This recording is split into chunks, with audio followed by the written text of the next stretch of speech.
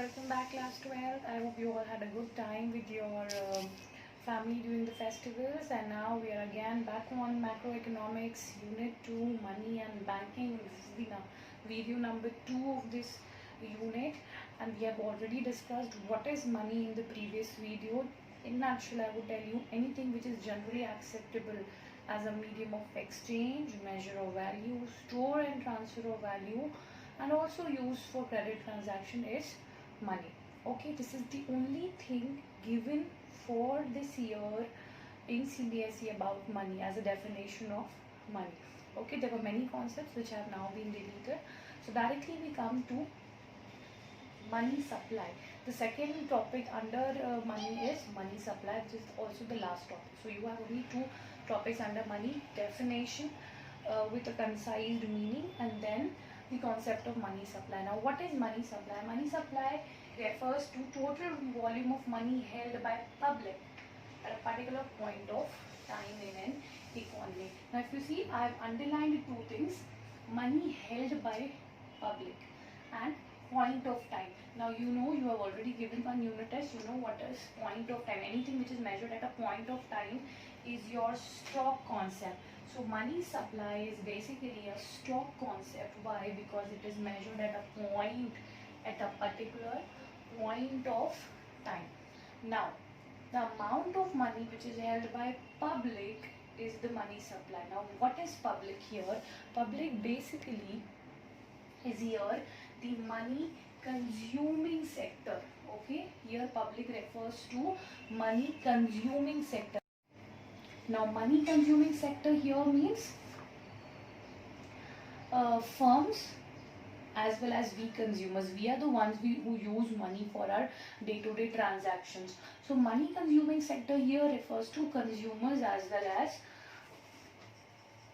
firms, those who use money for their day-to-day needs. Okay, here government sector is not included. Why? Because government sector is money creating sector.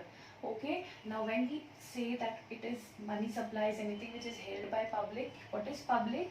The consumers and the firms who use money for their day-to-day needs. Here public will not include government. Why? Because government is money creating sector, not the consuming sector. So basically money supply is what? Amount of money held by public at a particular point of time. So two features: public means money consuming sector, and this is the stock concept. Why? Because it is measured at point of time.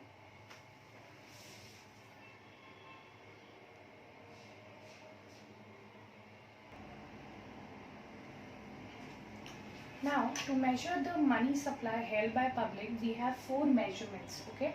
And these four measurements are called as M1, M2, M3, M4.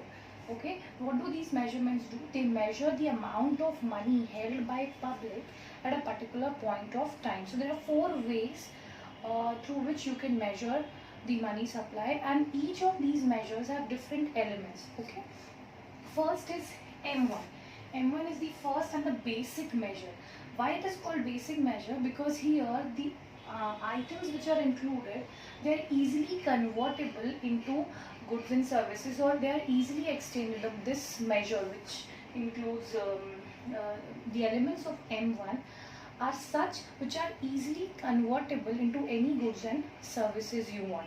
Okay, also this is called as transaction money. Why? Because these elements included under M1 can easily be used for any kind of transactions, and since it is easily convertible, it is also the most liquid form of money supply. Okay, so M1 के features हो जाते हैं that it is the basic measure which includes the basic forms of money which are easily convertible, and since it can be easily used for any kind of transaction, they are called, it is M1 is also called as transaction money. and since it is very easily be used for transactions or easily get converted into goods and services you want, it is the most liquid form of money. Now what is liquid? Something which is easily convertible. Here liquid refers to anything which is easily convertible into goods and service. You have heard about liquid assets in your accountancy class, right? So this is the same concept. Now what does M1 include? Now M1 includes currency, coins and notes held by public. Again, public, we consumers as well as the firms. Demand deposits of commercial banks. Commercial banks hold demand deposits of all the depositors, so that, and the other deposits with RBI. RBI holds some deposits on behalf of government, on behalf of foreign countries. All those deposits are also part of M1. So M1 basically is C plus DD plus OD. This is how in abbreviation you can write. What is C? Currency, coins and notes held by public. What is DD? Demand deposits of commercial bank. And what is OD? Other deposits with RBI. Three things about M1. It is the most liquid, first and basic measure, and also called transaction money. It is these three things are very easily convertible into all goods and services you want to purchase. You can easily convert them into anything you want to buy. This is why it is very basic measure of money supply. और इसीलिए इसमें बहुत ज़्यादा substitutes of money नहीं है, like that we do not include fixed deposits anything. So they are also, the M1 is also referred as narrow form of money supply, जिसमें हम सिर्फ मनी के आसपास की चीजें जो है मनी सप्लाई में इंक्लूड करते हैं. Okay,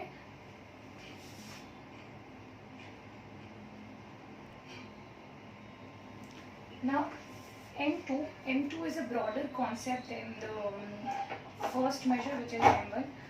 Along with M1, M2 also includes the saving deposits with post office saving bank. Now what is the difference between demand deposits and the saving deposits with post office saving banks? These are non-checkable. You cannot withdraw them anytime you want. They are not demand deposits. They cannot be withdrawn anytime you want. This is why this M2 concept was developed just to include this also under the measure of money supply. So along with M1, when we include all the deposits held by post office saving bank, with M1 it becomes M2, a little broader concept than M1, but still a narrow measure of money supply. So M2 would include everything which M1 has, that is C plus DD plus OD plus saving deposits with post office saving bank. Okay, now here you are not supposed to just ratify everything about this, but what you need to necessarily learn that what does M2 or M1 include. This can be asked for MCQs or even for 3 marks, or just they can give you for a fill in the blank or something in both. So you need to be very thorough with their components. Next is M3, which is again broader than M1 and M2, but M3 includes only the components of M1. So M3 is M1, that is currency plus DD plus OD plus net time deposits with bank. What are time deposits? They are fixed deposits which are again non-checkable. Okay, but then this is broader concept of money supply. We also include the amount which is kept as FDs under this measure of money supply. So it is broader than the previous two measures. Okay, and it will be including all the FDs amount kept with the commercial banks.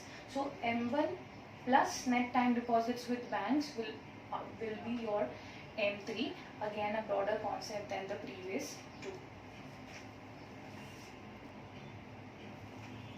Last measure is M4, which is the broadest of all the previous three, but it is the least liquid. Okay, why? Because it includes all the items included in M3, which is currency plus DD plus OD plus net time deposits, fixed deposits which are not checkable. Okay, so they are not very liquid. They cannot be easily convertible into goods and services we want. Then they cannot be used for transactions very easily. So it is the least liquid measure of money supply, which includes M3, that is M1 plus net time deposits plus total saving deposits with post office saving bank. So all the deposits held by post office saving bank is part of M4, broader than the previous three but least liquid, difficult to convert into any goods or services you want, or difficult for carrying out any transactions. Okay, now these are the four measures of money supply. The widely used measure of money supply is M3. M3 is widely used and it is called aggregate monetary resources of society. It is called aggregate monetary resources of society. So M3 is most widely used measure of money supply. So in a nutshell, M1 is the narrow but most liquid. M2 is again narrow. M3, M4 are broader but least liquid. This you need to remember. Now for your notes, what you can do is you can take the screenshots of every new thing added up and write it down in your copies. Thank you. Please revise these concepts. In the next class we'll discuss the commercial banks.